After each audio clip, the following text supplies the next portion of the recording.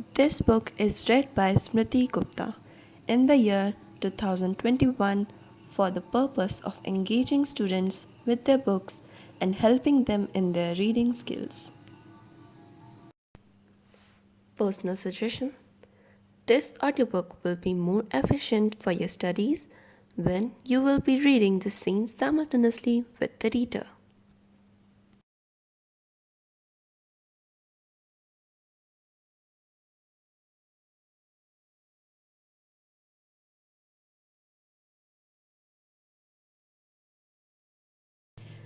The King and the Tree Goddess. Once there was a king living in the Himalayan foothills who longed to build himself a most beautiful palace. He could not make it majestic without great expense and trouble. So he decided to build something different. The entire palace was to be supported by one column only, and that column was to be made from the tallest tree in the kingdom. In the Himalayas, there are many tall trees, spruce and pine, oak and deodar. And the tallest and the strongest are the deodars, whose very name, deodar, means tree of God. The king sent for his prime minister and said, "Send men to the forest far and near, and tell them to cut down and bring to this city without delay the largest deodar they can find." "But the deodar is a sacred tree," protested his daughter. "It is used only for building temples." "The reasons are there for me to have one," said the king. "My palace shall be as magnificent as any temple." The Prime Minister sent out 30 men, but they soon returned, saying that though there are many great deodars in the kingdom, they could not carry or track them due to the great distance between forest and the city. When the king heard this, he called his son and said, "Take your horsemen, and with the help of your horses, bring me one of these trees." The prince rode out with his horsemen but returned after a few days, saying, "No horses could move such a tree an inch. We have tried oxen too, but without any success." "Well, then try elephants," said the king. Elephants were brought from the plains, but the hills were too steep for them, and the paths were too narrow. So they had to return to the plains. "Very well," said the king angrily. "In one of my park you must find me a tree just as big as any in the forest. Bring it to me within 7 days." After much searching, the king's men found a splendid deodar tree growing not far from the city. It was worshipped by the people of many villages around it, because within it lived a goddess, and it was she who gave to the trees its strength, size, and beauty.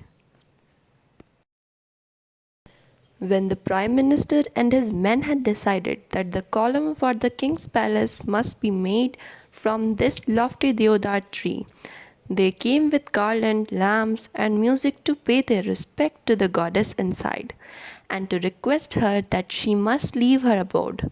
Within 7 days it had to be cut to the ground. They lighted their lamps and placed them in a circle around the tree. They hung their garlands upon the branches and tied nosegays among the leaves. Then, joining hands, some danced and others sang. The tree goddess heard and understood what was about to happen. She remained quiet as a resting breeze for a few moments, and all her leaves began to whisper and topmost branch bowed. The men went away satisfied that she had heard and understood. That night, when the king was asleep, a glorious figure draped in shining green foliage appeared to him, and spoke in a voice that was like the rustle of autumn leaves. "I am the goddess of the deodar tree. Great king, your men have told me that you intend to cut me down. I have come to beg you to change your mind. No, my mind is made up, answered the king in his dream. Yours is the only tree in my park strong enough to support by itself a palace, and therefore I must have it. But consider, O king, for hundreds of years I have been worshipped by the people of all the villages in your kingdom, and nothing but good has gone out from me to them. The birds nest in me, men rest under my shade, and wild creatures play around me. I bind the earth with my strong roots. Children play at my feet, and women returning from the fields seek refuge in my coolness. All true enough, good tree goddess, said the king. But all the same, I cannot spare you. My mind is made up and cannot be shaken. The tree goddess spoke in tones of great sorrow. Then, mighty king, grant me one last request. Please cut me in three parts. First, my head, with its crown of waving greenery. Next, my middle, with its 100 strong arms and hands. At last, my base, which bears the heaviest and knottiest of my limbs upon it. This is a strange request, said the king. I have never before heard of someone who wishes to suffer the death stroke thrice. Why not suffer it once and have done with it? The reason is plain, said the tree goddess. Dozens of young deodar trees have sprung from me. If you cut me with one mighty stroke, my weight would certainly crush all my children to death. But if I suffer the stroke 3 times and fall in 3 pieces, some of the young ones may escape. Is my prayer granted? Indeed it is, said the astonished king, as the tree goddess faded from his vision. The next morning, the king called his children and his ministers and his foresters to him, and told them that he had changed his mind, and that the column for the new palace should be built of stone, not wood. For, said he, within the deodar tree lives a spirit nobler than my own. And he told them his vision, and they all marveled.